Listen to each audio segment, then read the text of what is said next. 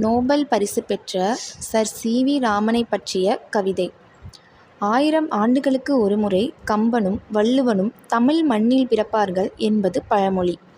1000 ஆண்டுகளுக்கு ஒருமுறை sir CV. ராமனும் அப்துல் கலாமும் தமிழ் மண்ணில் பிறப்பார்கள் என்பது புதுமொழி.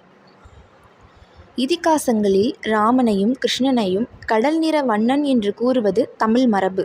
ஐயோ பாவம், தமிழுக்குத் தெரியாது கடலின் நீல நிறத்தை நிர்ணயிக்கும் விதியே இயற்பியலில்தான் உண்டு என்று.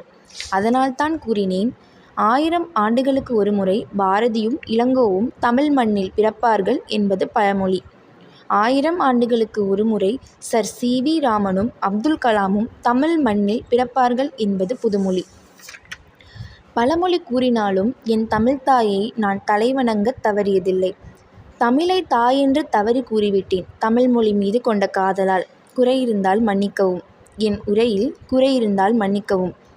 தவறுக்காக கல்லடிபட்டாலும் கலங்கிட மாட்டேன். காரணம், ரப்பர் மரங்களுக்கு